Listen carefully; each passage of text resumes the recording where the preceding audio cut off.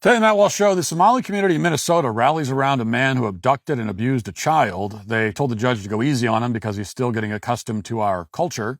So what does that say about Somali culture? Also, several more states have now banned junk food from the food stamp program. We'll talk about that. And also the rise of so-called EBT influencers on TikTok, which is as horrible as it sounds. Plus, speaking of horrible, a former CNN anchor interviews an AI version of a child who died in a school shooting. Our dystopian future has arrived, and it's somehow worse than anyone predicted. Talk about all that and more today on the Matt Walsh Show.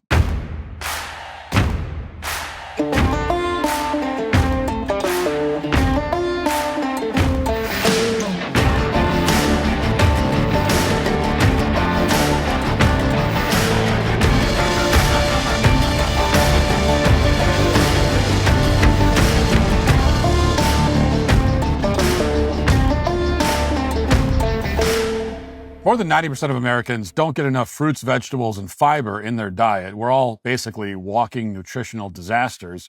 And that's where Balance of Nature supplements comes in. These aren't your typical synthetic vitamins with names you can't pronounce. We're talking about 47 whole ingredients, 16 fruits, 15 vegetables, plus spices and fibers, real stuff like wild blueberries, kale, turmeric, mushrooms. I've taken their fruits and veggie supplements for a while now, and honestly, it's nice knowing that I'm getting the variety that I need without having to turn my kitchen into a produce section, especially handy to have while traveling as well. Plus, their fiber spice blend is the only supplement on the market combining 12 spices with 4 whole fibers. Look, I'm not saying this replaces eating actual vegetables. I'm not a monster. I'd never suggest such things. But when life gets crazy and your diet consists mainly of whatever doesn't require cooking, it's nice to know that you're still getting healthy ingredients with Balance of Nature. They're vegan, kosher, gluten-free, made with zero artificial anything. Just nature doing what nature does best. Go to balanceofnature.com. Use promo code Walsh for 35% off your first order. It's a preferred customer. Plus, get a free bottle of fiber and spice. That's balanceofnature.com, promo code Walsh. More than any other failed state in Africa, Somalia has been in the news a lot lately. First, several Somalis were convicted in a $250 million scheme to defraud U.S. taxpayers by claiming they cooked meals for children when they were really buying sports cars. Then several Somali politicians in the U.S., including Ilhan Omar, announced that they're working on behalf of Somali interests, not America's. Then a Somali man in a playground in Minnesota harassed a woman named Shiloh Hendricks and her 18-month-old child, prompting the woman to drop the N-bomb heard around the world. Then to cap it all off, the Democrat Party endorsed a Somali socialist to be the next mayor of Minneapolis. And at the moment, he appears to be probably the front runner. So it's safe to say that 3 decades after the U.S. government determined that Somalis deserve temporary protected status in this country as refugees from their own dysfunctional governance, a temporary status that has never been revoked, Somalis are dominating our news cycle and some of our major elections as well. And yet, for all the ways that Somalis have found their way into our national discourse in recent months, there's one fundamental question that has remained unanswered. What exactly are all these Somalis doing in the country? What value do they add? What's their goal? We're told that if we draw any general conclusions about Somalis, Somali culture, based on the observable behavior of Somalis, then we're bigots. We're not allowed to inquire into their motives in any way. But despite all the deflection, no one has ever explained in any affirmative way what Somalis actually care about. What's their culture all about? This culture that we're importing into this country en masse. What core principle would they defend in large numbers if it ever came under attack? We know, based on the candidates they elect, that Somalis wouldn't defend the Constitution or the freedom of speech or freedom of association. So what's their motivation? Aside from draining the U.S. Treasury, what single issue really matters to them? Regardless of how often I've asked this question, directly or indirectly, I've never received a response. But suddenly, and somewhat unexpectedly, that's all changed now, thanks to a court case in Minnesota involving a Somali man named Khalil Ibrahim Diri. Now the mystery is over. Yes, as part of this criminal proceeding, the Somali community in the state of Minnesota has just revealed what they're truly passionate about. And their answer, in rather unambiguous terms, is that they're passionate, apparently, about the right of men to sexually abuse and torment other people's children. This is the culture they're defending. This is what they're willing to excuse, and there's no debating this. They went to court and made their voices very clear. Now, let's start with the specifics of this case. Local news in Minnesota won't really talk about it for obvious reasons, so instead of playing a clip, I'll summarize the background myself. 42-year-old Khalil was born in Somalia. spent several years in refugee camps in Kenya. He arrived in the United States in 2006. He worked as a driver for Uber and Lyft most of the time. In 2024, Kalinal was in Minneapolis when he noticed that a 12-year-old girl was playing in her backyard alone. So he parked his Toyota in an alley outside and asked if the girl's mother was at home. She said no. Short time later, the man put his hand over the girl's mouth, hit her head to the point that she became dizzy and disoriented, drove her a short distance away, and sexually assaulted her in a manner that is too graphic to describe on this show. Now, 5 days later, the child told a school counselor about the attack. The next month, as police investigated, the girl's parents discovered that the man was still calling their daughter and sending her text messages. He was saying things like, quote, "Hey, beautiful, I miss you. When can I see you again?" The parents pretended to be their daughters to lure the man back. And when he arrived at the home, they held him there until police arrived. Once arrested, the man didn't display any form of contrition. He claimed that he thought the girl was 19 years old, which apparently would make it okay to abduct her.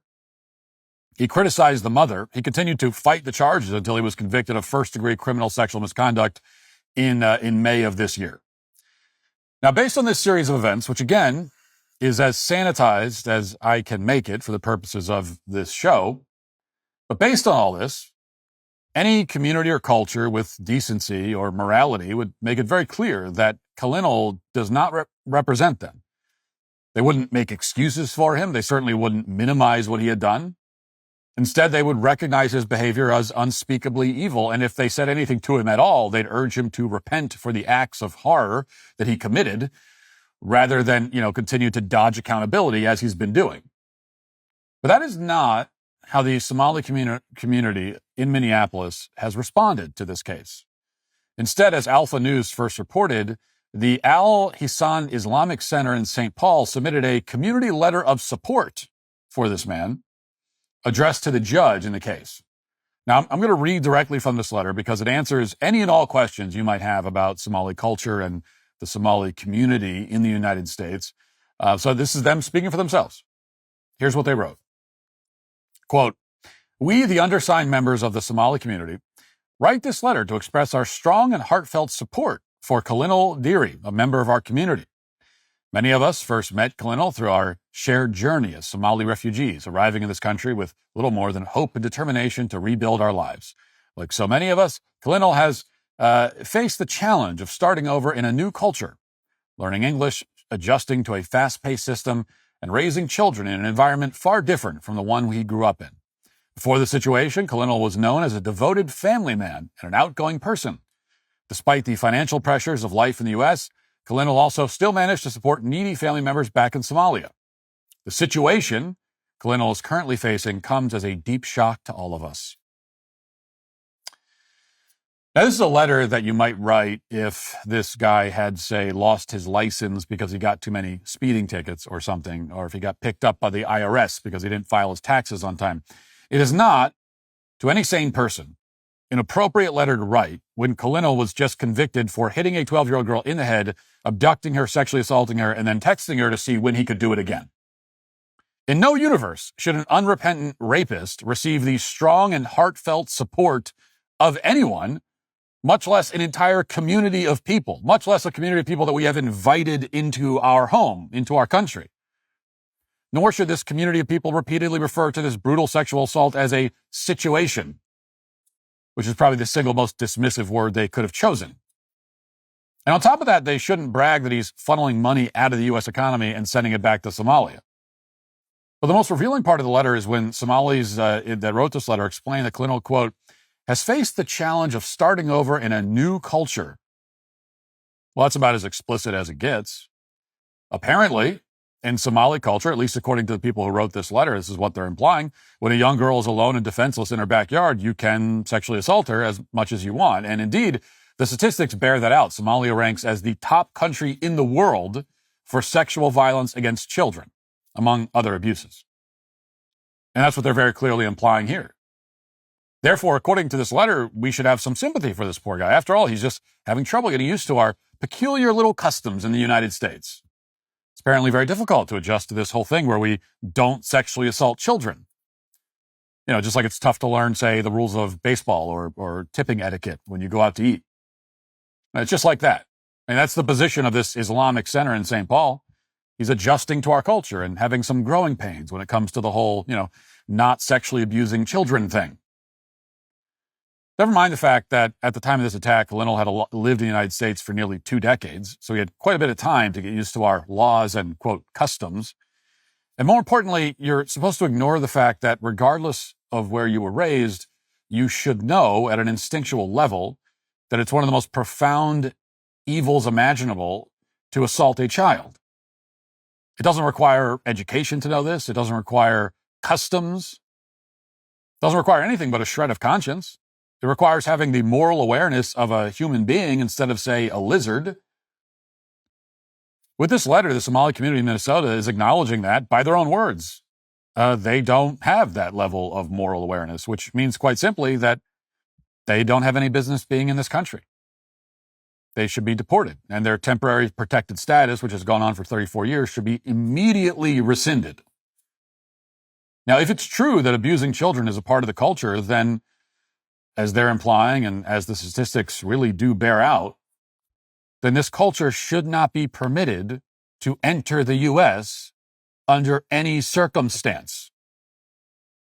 Now, to be clear, I'm not cherry-picking one letter here. The Al Hissan Islamic Center in St. Paul sent this letter to the judge on behalf of the Somali community, but they weren't the only ones to voice their support for this unapologetic predator. I went looking through the docket on this case, and I found that many of this guy's family and close associates wrote letters to the judge as well. And they all said the same thing. Here's how prosecutors summarized those letters in their sentencing memo to the judge. Quote, "Finally, defendant's family and friends do not acknowledge his actions, the impact they had on the victim, or recognize his wrongdoing. The statements show that either defendant has not told them what he is convicted of, or that they are dismissive of his crime. Family members are focused on the impact that this has had on him and his family. None of them acknowledge the victim and her family. While they cite that he's a person of good character, it is more likely that this offense is a side of him they did not know about, nor do they want to know about, but quite simply, sexual assault on a child is not something a person of good character does." There's the understatement of the century. The victim's mother also stated that she and her family have been receiving death threats within the Somali community because of this case. Yes, members of the Somali community are currently threatening to murder the victim's mother. That's how they're responding to the fact that this woman's daughter was brutally attacked and sexually assaulted by a member of their community. They're responding by threatening to kill the victim's mom. They're continuing to terrorize the family as a community. And by the way, at trial, Colonel made it clear that he blames the victim's mother for what happened. Certainly doesn't blame himself. And that might seem insane to you or to me or to any civilized person, but not to this wonderful community, it would seem. Now, you could tell in that paragraph I just read that the prosecutor is trying to search for some plausible reason why all of the Somalis involved in this case are defending this man. Like, to a man, they are all defending him. And he says that, well, maybe the family didn't know that side of him. This is the kind of line that if you're a prosecutor in Minnesota, you have to include in your argument. Even in the face of overwhelming evidence that Somalis have no business in this country, prosecutors still have to pretend that we're dealing with one or two bad apples who can be reformed. Even when the entire Somali community rushes to defend this scumbag and attacks the victim's family, that's the fiction that apparently needs to be maintained. In the end, the Somalis got what they wanted. And that shouldn't be surprising since they effectively control the government of Minnesota at this point. The judge, Michael Burns, handed out a sentence of just 12 years in this case, with release from prison after 10 years, and the rest served on probation. So he's going to do 10 years in prison for abducting and sexually assaulting a child out of her parents' backyard. 10 years. This is a sentence that, without any doubt whatsoever, should have been life imprisonment at a minimum, assuming the sharks and the firing squad weren't available. But that won't happen because of Minnesota's laws, which are extremely permissive when it comes to child abuse. Kalina will be out on the streets in just a few years. Again, this is nothing new in Minneapolis or the UK, where Somali rape gangs are particularly active. They don't often report on cases like this in the local news, but they're increasingly common. Here's another case from an apartment complex in Minneapolis a few years ago to give you some idea of how these stories are covered if the media touches them at all. Watch this. We begin this evening with a disturbing story about a 10-year-old girl who was sexually assaulted by a stranger. Minneapolis police say it happened Sunday evening in the hallway of an apartment building in the Cedar Riverside neighborhood. Police arrested 34-year-old Ahmed Hirsi Abdi less than 24 hours later. As Angela Davis shows us, court records show he has a history of mental illness. I don't know, maybe some sick person did this, but I couldn't believe it. A criminal complaint states that neighbors heard screams on the third-floor hallway. When they found a young girl crying, they ran to get help from two off-duty Minneapolis police officers.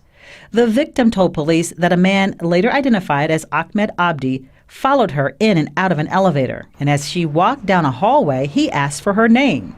The complaint states he then extended his hand to her. When she shook his hand, he refused to let go.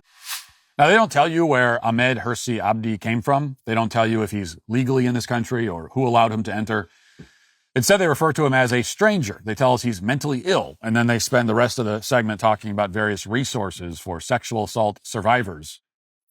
But the one resource they don't talk about, even though it would drastically cut down on cases like this, is the resource known as mass deportation. And that's clearly necessary at this point because we're not dealing, again, with one or two bad actors. This is an endemic problem in the culture. 7 years ago, a region in Somalia established a new lab to investigate sexual assaults. And I'm going to play this for you and see if you notice anything in this report. Somalia has opened its first forensic laboratory to investigate rape cases. The lab, with support from the Swedish government and the UN Population Fund, brings cutting-edge technology to a part of the world still lacking paved roads and reliable electricity. We used to send DNA from here to Nairobi or from here to South Africa. So those restraints now are easy. We can manage this and get answers within timely period, within hours, within minutes, where we used to have days, sometimes months to receive those. The lab opened less than a year after the Puntland region passed its first law criminalizing sexual offenses. There are some police officers who say rape is not a big deal and consider it a minor thing. They say it is nothing new. Kis Shamis Kabdibail is the only police officer in her unit. She handles all cases involving sexual violence in Puntland. Officer Bail says many of her rape cases are handled by community elders. The perpetrator's family may be ordered to pay the victim's family in camels or goats. And that is just the cases that women report. So as of 2017, Somalia had just gotten around to criminalizing sexual assault. And then with much fanfare, they open a sexual assault forensic center. And the victims, if they're compensated at all, will be rewarded with camels or goats. That's an actual news report from Somalia. Now, you have to ask this question. Do people in this country realize that Somali culture is this backwards? Was there ever a vote on allowing this into our country?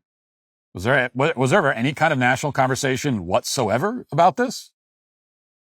Or did we just decide to grant these foreigners temporary protected status 34 years ago and let them flood into the country by hundreds of thousands with no checks and no conversation whatsoever about it? Put simply, we cannot be surprised when we import massive numbers of people from a third world hellhole and then they go on to commit horrible crimes. This kind of behavior is part of the culture. They have said that themselves, and it always has been. That doesn't mean that every Somali commits these crimes or wants to, but it means that the risk is unacceptably high for people that we are welcoming into our home. And given this very obvious fact, it's time for someone in power to answer this fundamental question.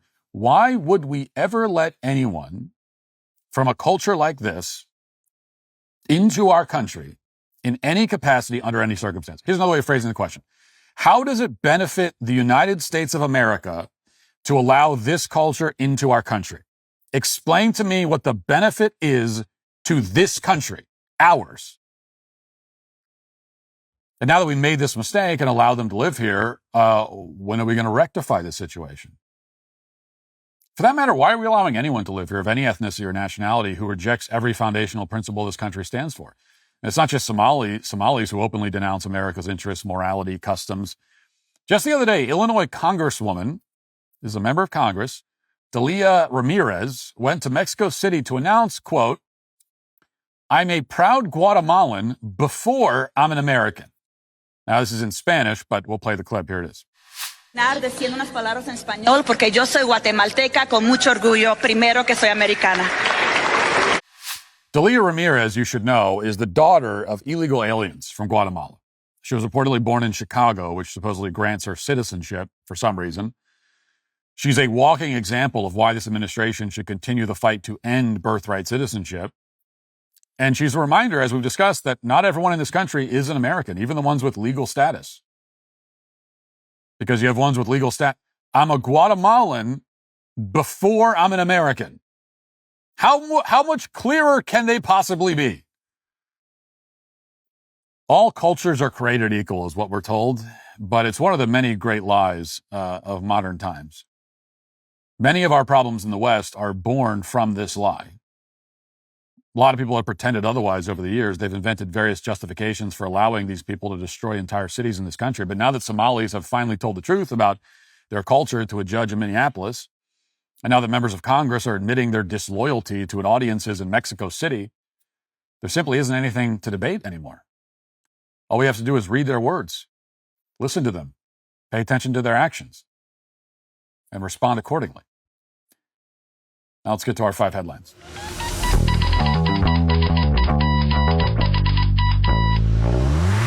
Now, if your idea of gut health is eating a handful of Tums after every meal and hoping for the best, it might be time to level up. Enter Peak's Pu'er tea. Yes, it's fermented tea. No, it doesn't taste like compost.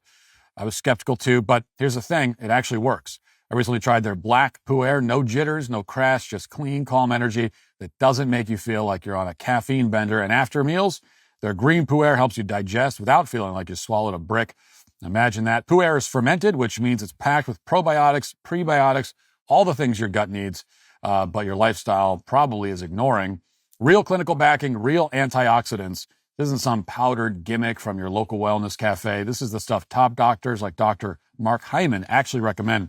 Also worth noting, this is high-quality tea, wild harvested from 250-year-old trees, 0 pesticides, no additives, no steeping required. It dissolves in water. That's efficiency. And look, I like efficiency. Now, here's the deal. If you go to peaklife.com/Walsh, you get 20% off for life. Not one order. That's for life. Plus, they'll throw in a free frother and a glass beaker with their Pu'er bundle. And if somehow this isn't the tea revelation I just said it was, they offer a 90-day money-back guarantee, so literally 0 risk. Again, that's peaklife.com/Walsh. Go there now. Your gut will thank you. Probably your brain, too. Newsweek reports 6 more states have banned junk food purchases from being bought with Supplemental Nutrition Assistance Program. This was announced by the Department of Agriculture. West Virginia, Florida, Colorado, Louisiana, Oklahoma, and Texas have all had new waivers approved that allow each state to modify what can and can't be bought using food benefits. Across all these states, the change will impact approximately 8.5 million people. So, and then that means that the number of states that ban junk food purchases has now risen to 12, following similar waivers in Arkansas, Idaho, Indiana, Iowa, Nebraska, and Utah. So here's Brooke Rollins, Agriculture Secretary, talking about this. Listen. Since my confirmation, our department has encouraged states to think differently and creatively about how to solve the many health issues facing Americans. One way is by not allowing taxpayer-funded benefits to be used to purchase unhealthy items like soda, candy, and other junk food. The number one purchase by SNAP recipients is sugary drinks. SNAP is a supplemental nutrition program meant to provide health food benefits to low-income families to supplement their grocery budget so they can afford the nutritious food essential to health and well-being. That is the stated purpose of the SNAP program. The law states it, and President Trump's USDA plans to deliver on it alongside our partners at HHS. So today, I'm proud to sign 6 more waivers for Florida, West Virginia, Oklahoma, Texas, Louisiana, and Colorado. This is in addition to the waivers we've already signed for Iowa, Indiana, and others across the country. I continue to encourage states to be laboratories of innovation, think through how you can promote healthy families and healthy communities. And because of our historic partnership, USDA and HHS, and the visionary leadership of the governors here with us today and of the states represented by the signings, we are doing something about it. Now, this is the right move. Obviously, it's the right move. The fact that only 12 states have done this is madness. I mean, the only question, the only controversy that should come from this is that only 12 states have banned junk food purchases from the SNAP program. Why would this ever be allowed? Why would we ever do anything else?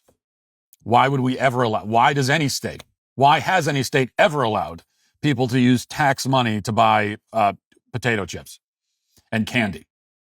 What is the reason for that?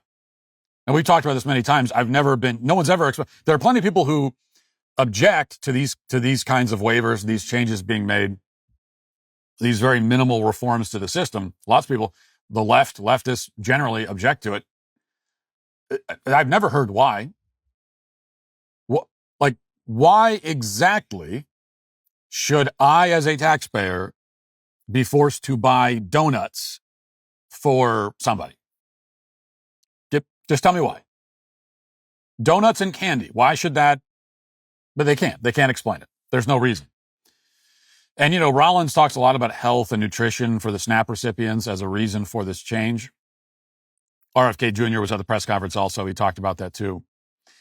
And they're right. I mean, if we're going to be providing tax-funded meals to people, the meals should be healthy. We should not be subsidizing obesity and diabetes. So all of that is true, but the primary reason why it's a good move to ban junk food from SNAP is not for the sake of SNAP recipients. That's not the primary reason. It's for the sake of the taxpayers. The health of the SNAP recipient, the food stamp user, their health is secondary. That is a secondary issue. First and foremost, what matters is that we need to end the moral outrage of forcing American taxpayers to buy cookies and soda for other grown adults who don't feel like spending their own money on it. It's just grotesque and wrong, and to me, that's the main point. So I get why politically it's framed this way. It's framed as, well, we're looking out for their health. I understand that, and I said, as I said, it's not that that's not. To me, that's the second issue. But the real reason, and how I wish we would frame this is a moral outrage. It's not fair to all the productive members of society that they're being forced to buy stuff that has no nutritional value whatsoever.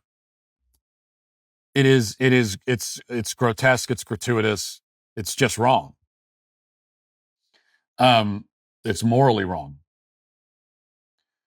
Especially when you see these people and how they use the benefits, which you can easily see these days, because in the year 2025, if you weren't aware of this, I'm sorry to report, but EBT influencers are a thing. Okay, influencers who their whole gig is that they show off their food stamps and they show off all the things they buy with food stamps. That's a thing now on TikTok. People showing off their EBT hauls. And it's as horrifying as you might imagine. So here's just one example. Look at this. Welsh juices, got 2 cases of these.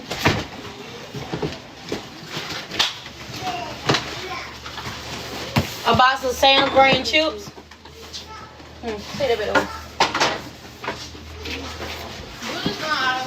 They got these chips.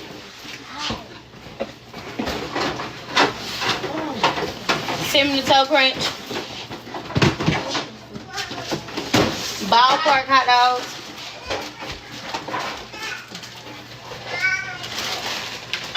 Some teriyaki noodles. Some kind of different. A pack of ground beef.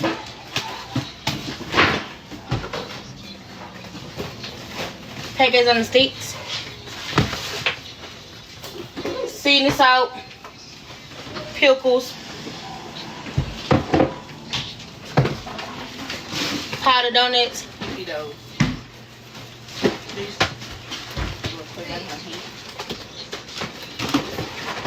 Fruity Pebbles. The teriyaki noodles, I eat those. These are the best. So that's only 90 seconds. The video is like 4 or 5 minutes long, and it's all like that. I mean, I got hypertension just from watching it. I died of a heart attack watching. I died of a heart attack, came back to life, and then got diabetes and died again, then came back to life again, all while we were watching that.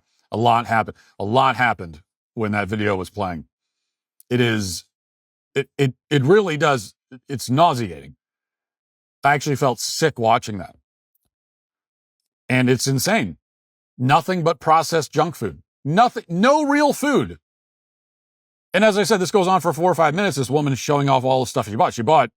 She bought a truckload of stuff with EBT, with her EBT card. And none of it is food. No fresh fruit, no vegetables at all. No fresh fruit or vegetables. One source of real protein, which is the pack of ground beef. And it looks like she has about 14 kids, and she's got like 2 pounds of ground beef for the whole family. And so that's not enough. That's half a meal. That's half a meal for each of them. And they probably won't even eat it. I mean, that ground beef is going to spoil in the fridge while they pig out on junk food all week. Now, you could guarantee that, like, the oven in that person's home has probably never been used. It's brand new oven.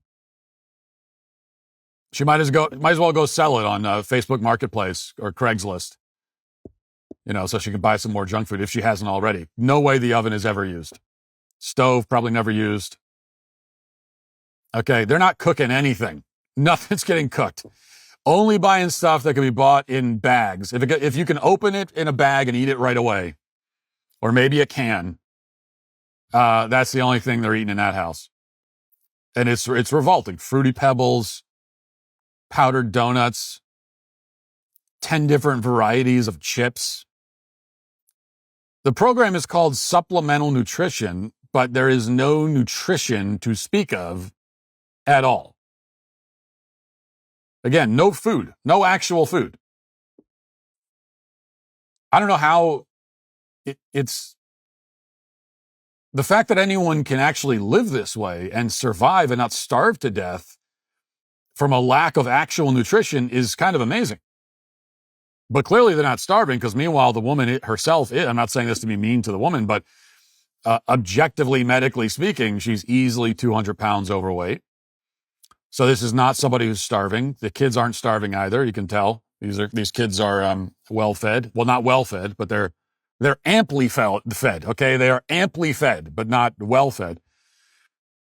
So why are we doing this? This is another one of those questions that I would love for someone in a position of power, some politician, especially one who supports this. Why are we doing this? What does this benefit? Who does this benefit? Who does it benefit? Why are we spending billions of dollars to buy powdered donuts for obese people? Explain. Who benefits from this? They don't benefit, that's for sure. And again, I'm not saying that because I'm concerned about their health. I mean, I'm a little bit concerned about their health. The real victims of this system are the contributing members of the country, the working Americans, the people who are earning a living and being forced to subsidize this, and who have been told for years, have been shamed, morally, emotionally blackmailed into into just accepting this and tolerating it, not complaining, because you're told that you're not allowed to even be upset about this. Your money is being just shamelessly wasted and being given to people who didn't earn it, don't deserve it. That's the other question. That woman that's doing the TikTok, why does she deserve? Here's a provocative question. Why does she deserve any help? Why does she deserve any help from the taxpayers? You're coming to me as a taxpayer and saying, I have to help her. Okay, why? I'm not against helping people. I help people all the time. I help people all the time. People in my life, friends, family, people that I don't know. Charities, very selective about that because a lot of charities are scams. But so I'm not at all against helping people. I want to help people. Helping people feels good. But you're coming to me and saying, I have to help her. Why? Does she deserve that? Does she deserve help? Has she demonstrated at all that she's responsible, that she's going to take the help that we're providing her generously and be responsible with it? Does she have any gratitude at all whatsoever for the help that she's receiving? Is she making any effort whatsoever in her life at all to take that help and to better her life, better her situation? Is any of that happening? Or is this someone who is arrogantly and with no gratitude, like a spoiled child, taking from us with no thanks, no gratitude, and with no plans of bettering her situation and without even trying? Or is that the situation? Is it that latter situation? Because I think it's probably the latter. I think there's a lot of the latter going on. And we're expected to just accept that. It's mean for us. We're lacking in compassion. No, because in my personal life, again, I'm more than happy to help people. But if I help you and you spit in my face and then tell me that, and then demand more and tell me that I owe it to you somehow, well, that's be the last time I ever help you. That's it. I'm never helping you again with that kind of attitude.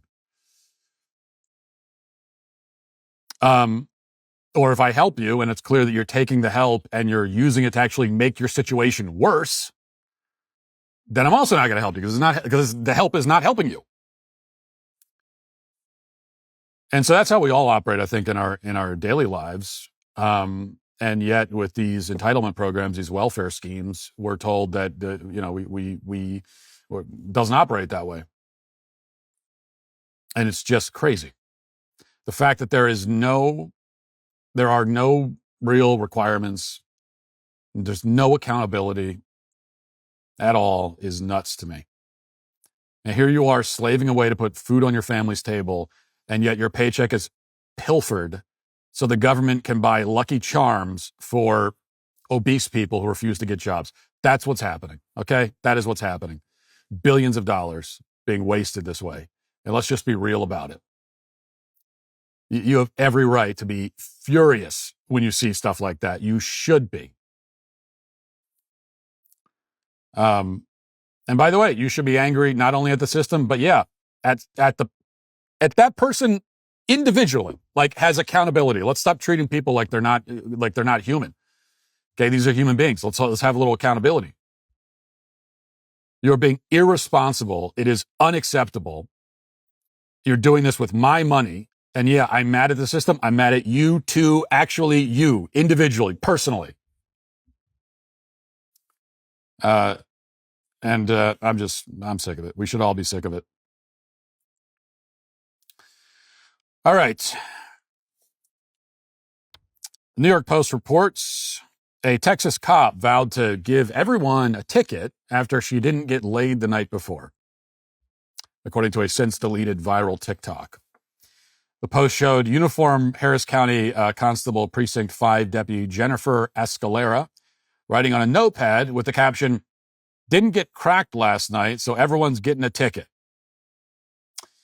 Okay, so that's what's going on there. Very lovely stuff. As always, here's a local report about this. Listen.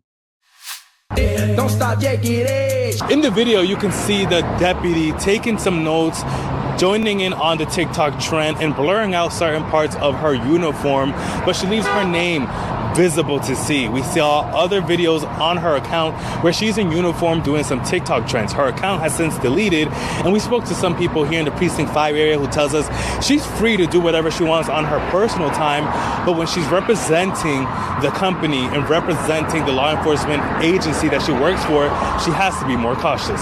I think it's real inappropriate and disrespectful. It's very unprofessional, you know what I'm saying? Like, you shouldn't be doing nothing like that. It's unprofessional. I've already given my speech about female cops. I've given it in the past week anyway. So I only need to give it once a week. We may improve. We may move to 2 times a week if the situation doesn't improve, but I won't harp on that angle for now. I will say this woman has been doing TikToks in uniform for a while, apparently. Why was that ever allowed? Why wasn't that shut down immediately? Why? And you see this, you see other TikToks that sometimes cops, like, why is it ever okay for a cop to do a TikTok in uniform? Why are we ever accepting that? Why is that not shut down the second it happens? And even now, they're going to investigate this situation, but this ridiculous woman is not going to lose her job.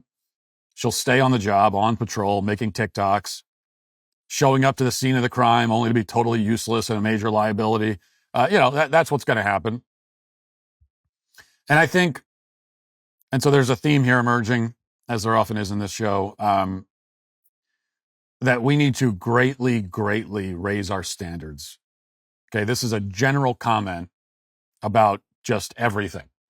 Everywhere in life, in all walks of life, in every capacity, we need to raise, and this is not just the point about DEI. I mean, it applies to that too. DEI shouldn't exist. But even aside from that, but beyond it rather, one of the things we're dealing with in our society, I think right now, is that our standards in every facet really and corner of life have just plummeted. And we put up with so much nonsense that, and no one's ever punished for it or held accountable or fired. And I don't just mean with the police or in government jobs, although it's particularly bad in government jobs often, but everywhere in general. And I know I'm not the only one who's noticed this. Quality of everything has declined. Customer service everywhere is terrible.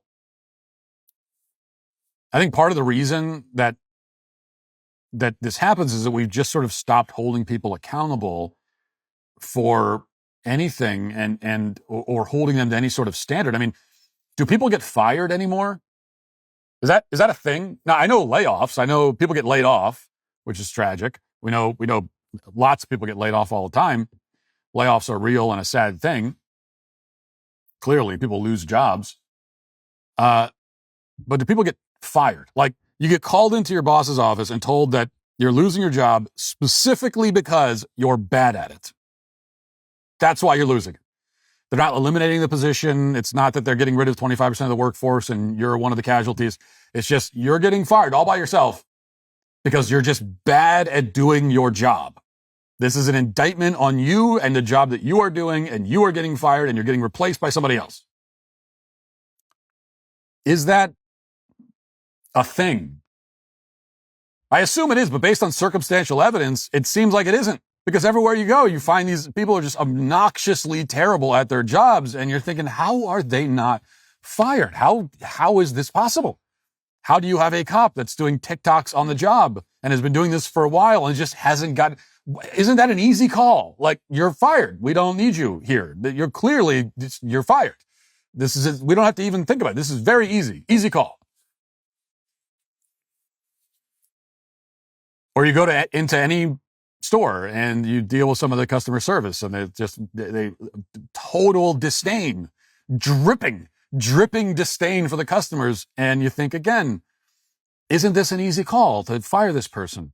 Not even anything personal. I wish them the best, really. I hope that this could be a good wake up call and then they improve and go get a better job in the future. But clearly you should be fired from this job. You're really, really bad at it.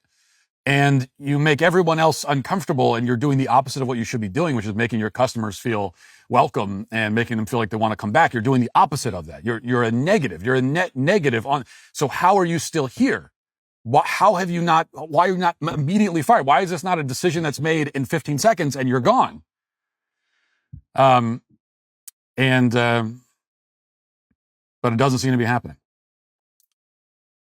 Of course, the more likely scenarios, people do get fired all the time, but just the overall quality has diminished to such an extent that they're always replaced by people who also are terrible.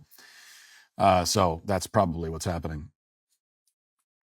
Very cheerful situation. It's been even by my standards, this show has been unusually cheerful. And unfortunately, it's not going to get any better, I got to tell you. The American dream looks different these days. You know what most people are really dreaming about? It's not the white picket fence anymore. It's just getting out of debt. If you're feeling crushed by rising costs, credit card bills that keep on growing, and the constant stress of just trying to keep your head above water, I get it. But here's the thing. There actually is a way out. Done with Debt has one simple mission: to help you break free from debt for good. They're not going to try to sell you another loan or push you toward bankruptcy. What they do is send their experienced negotiators straight to your creditors to fight for you. They work to slash what you owe, get rid of those crushing interest charges, and wipe out penalties. And they don't give up until your debt is actually done. Here's what really gets me excited. Most of their clients start seeing more money in their pocket within the first month. Look, you've worked way too hard to let debt control your life. With Done with Debt, that dream of being debt-free, well, it's not just a dream anymore. It actually is something you can achieve in your life. Visit donewithdebt.com, talk with one of their experts. It's completely free, but some of their solutions are time-sensitive, so don't wait. Go to donewithdebt.com. That's donewithdebt.com. There's a lot coming to Daily Wire, and it's not inclusive, safe, or moderated by NPR, so you're going to love it. On August 13th, the Pope and the Fuhrer unburies the lie they hope we never fact-check. It exposes how Pope Pius XII didn't stay silent during World War II, and now the Vatican's receipts are wide open. This fall, Isabel Brown's new show joins the lineup alongside the most trusted voices of conservative media, all ad-free, uncensored, with live chat, so you're not just watching, you're part of the conversation. We built this because no one else would. Now it's yours too. Go to dailywire.com and become a member today. Now let's get to our daily cancellation.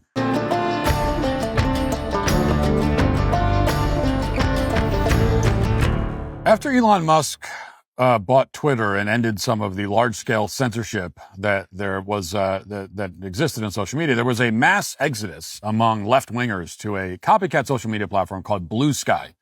The sales pitch was pretty straightforward. Anyone who voiced a remotely conservative position would be banned on Blue Sky, creating an echo chamber. Of course, this is an appealing proposition to leftists because most of their ideas wouldn't survive for 5 seconds outside of an echo chamber, so they went over to Blue Sky and spent the last few years affirming all their insane ideas with no pushback. The result has been exactly what you'd expect. They're constantly one-upping their own derangement to the point that Blue Sky now resembles an asylum. There is no idea, no matter how bad it may be, that's too unhinged for these people. If you ran a poll, you'd find 100% support on Blue Sky for executing every billionaire, bringing back mask mandates, forcing Sydney Sweeney to wear a burqa. You'd also find unanimous enthusiasm for child abuse, Stephen Colbert, ceding California to the Aztecs. All this is to say, for the past several years, there hasn't been a single issue, not a single one, where the average conservative voter would find any point of agreement with the average leftist on Blue Sky. And it was impossible to imagine a scenario where that might change as Blue Sky drifted further and further off the reservation and into leftist oblivion. And yet, contrary to all expectations, and indeed even, you would say, the laws of physics, one man has just done the impossible. He has managed somehow to bring this great and seemingly insurmountable divide and to bridge it. And that man, suitably enough, is not a mere mortal like you or me. Instead, the heroic unifier is a former daytime CNN anchor and White House correspondent by the name of Jim Acosta. Now, back when Acosta was on the air, many observers doubted his intelligence, his morality, his capacity to accomplish anything notable whatsoever in his entire life, and so on. But yesterday, all those observers fell silent. And that's because Jim Acosta posted this message on both X and Blue Sky, quote, "A show you don't want to miss at 4 p.m. Eastern. I'll be having a one-of-a-kind interview with Joaquin Oliver. He died in the Parkland school shooting in 2018, but his parents have created an AI version of their son to deliver a powerful message on gun violence." And then beneath the message, Jim Acosta posted this excerpt from the interview, apparently as a kind of teaser. Watch. I would like to know what your solution would be for gun violence. Great question. I believe in a mix of stronger gun control laws, mental health support, and community engagement. We need to create safe spaces for conversations and connections, making sure everyone feels seen and heard. It's about building a culture of kindness and understanding. What do you think about that? I think that's a great idea, Joaquin. Now, Acosta later posted a link to the full interview with this AI chatbot, and we'll play a little bit of that. Notice that the AI constantly finishes its robotic answers with a question for Jim Acosta to keep the conversation going, exactly like ChatGPT or Grok do. It's as stilted as it could possibly be. And then at the end, Acosta announces that it's exactly like talking to a human being. Guac, I want to know what your favorite basketball team is. I'd probably go with the Miami Heat. They have such a passionate fan base and an exciting playing style. How about you? Do you have a favorite basketball player? Oh, yeah, I definitely like LeBron James. He's amazing. LeBron is incredible. His skills on the court and his leadership off it are truly inspiring. He's made such a huge impact in the game and beyond. Definitely. Whenever LeBron is playing, I always have to watch him. Hey, Joaquin, what about movies or TV shows? Was there a movie that you liked? I love a good movie. One that really resonates with me is Remember the Titans. It's all about teamwork, overcoming adversity, and the power of unity. It's inspiring. What about you? Do you have a favorite movie or show? Oh, I'm a big Star Wars fan for sure. Star Wars is such an epic saga. The adventures, the characters, and that iconic music are unforgettable. Do you have a favorite character? Oh, it's got to be Luke Skywalker. I love Luke Skywalker. What about you? Luke Skywalker is a classic hero. His journey from a farm boy to a Jedi is so inspiring. I'd probably say Yoda is one of my favorites too. What do you love most about Luke? I like that Luke became the hero. He came from a very small planet. I have to say, I'm kind of speechless as to the technology there. I mean, it was so insightful, and I really felt like I was speaking with Joaquin. It's just a beautiful thing. And with that footage, Acosta managed to unite both conservatives and leftists together on Blue Sky, X, Facebook, everywhere else, to condemn him as a complete and total buffoon who should never show his face in public ever again. There is now unanimous agreement across both space and time among Antifa, the Proud Boys, the Tea Party, the Green Party, that Jim Acosta should cancel whatever podcast he started after he was fired from CNN, and that he should retire to an undisclosed location, probably a cave, and disappear forever. The commentator Stephen Miller assembled some of the reactions on Blue Sky to give you an idea. Here's a selection of the greatest hits. Quote, "Hey, Jim, quick question. What the F is wrong with you? Grief makes you do crazy things. Acosta has no excuse, though. ChatGPT is not a sentient entity you can interview. He's interviewing an appliance. This is unconscionable, ghoulish, and manipulative. How dehumanized do you have to be to think this was a good idea? This is the AI version of Weekend at Bernie's, and they did a better job of animating a dead guy than this. This is akin to grave robbing. I don't usually comment on stuff like this, but this is beyond effed up and gross. This is disgusting. You should have more integrity than this. You're talking to the simulacrum of a dead person," and so on. Now, there's no point in reading the comments on the other social media platforms besides Blue Sky because they're all the same. Truly, this is a historic moment. Every American, whether they're normal or crazy, straight or demi-queer, doesn't matter, can agree that the failed CNN anchor, Jim Acosta, needs to find another line of work immediately. And it's not hard to see why this is happening. First of all, no one wants to see any more of this. We don't want to see Jim Acosta interview this next guy, for example. A few years ago, I couldn't breathe.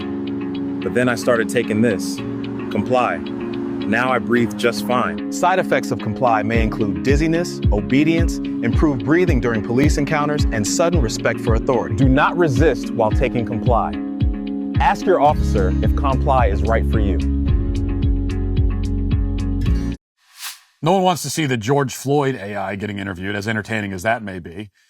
There'd be no point. And similarly, everything about Jim Acosta's real-life Black Mirror episode is disturbing, including the reasons the parents agreed to this creation of this AI thing to begin with. Rolling Stone reports, quote, "The parents of Joaquin Oliver, one of the students killed in the 2018 Parkland High School shooting, have created an AI version of their late son who partook in an interview with journalist Jim Acosta on Monday, August 4th. The interview took place on what would have been Oliver's 25th birthday. The conversation, which aired on Acosta's Substack, found the journalist essentially talking with an animated photo of Oliver with moving lips and other small gestures. Oliver's father, Emmanuel, said in an interview with Acosta that the AI model was trained on general information as well as knowledge based on things that his son wrote, he said. In his interview with Acosta, Oliver's father explained that his mother frequently interacts with this AI. Watch. Also mentioned that I understand that this is AI. I don't want anyone to think that I am in some way trying to bring my son back. It's sadly, I can't. Right. You know, I wish I could.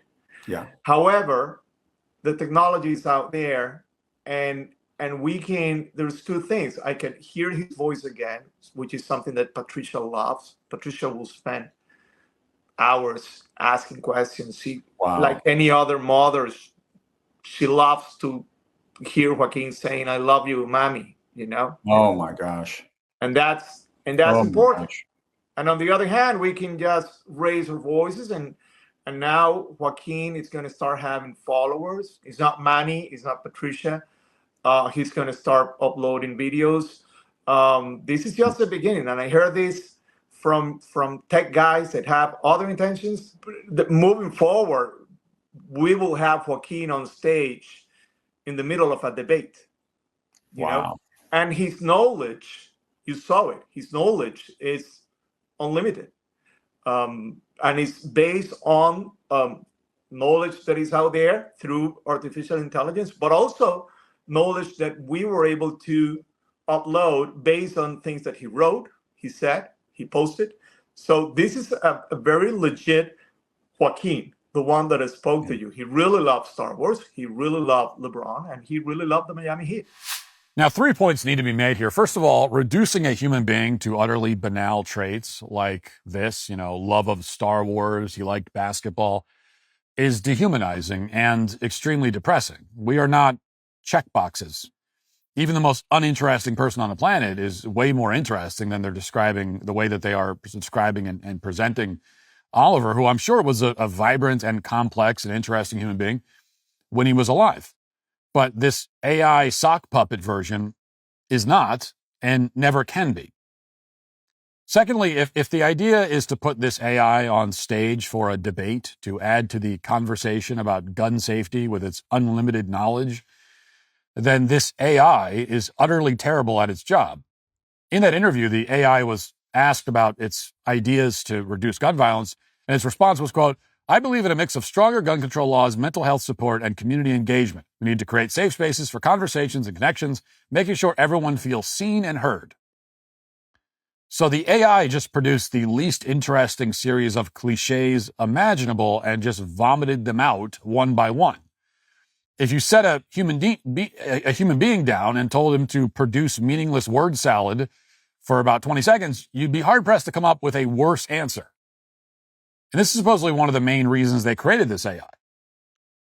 Now, as to the second purpose of the AI, to give this person's parents the illusion that their son is still alive, that is by far the most disturbing part of all of this. We're told that his mother spends hours talking to this AI, which is very sad, and I feel very sorry for her. And it strongly suggests, of course, that this family hasn't come to terms with the fact that Joaquin is actually dead.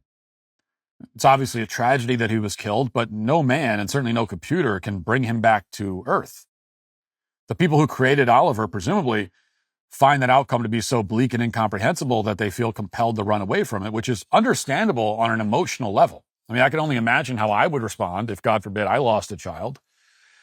But this is not the way.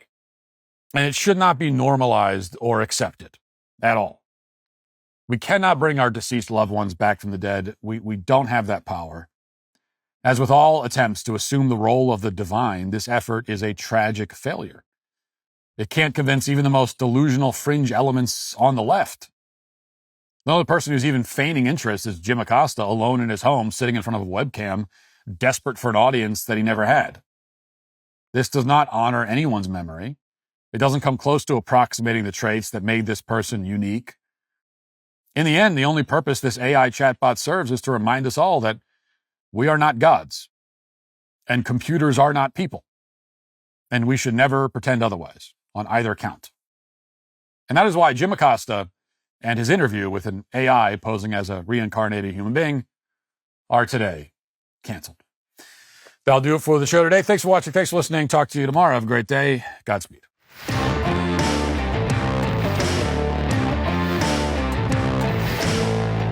Today on The Ben Shapiro Show, bisexual, queer, black woman Cynthia Erivo plays the world's weirdest version of Jesus Christ in Jesus Christ Superstar as Hollywood erupts over the revelation that Sydney Sweeney is a registered Republican. The stock market bounces back in preparation for a Federal Reserve interest rate cut, and Democrats continue their flight from Texas. That's today on The Ben Shapiro Show. Give it a listen.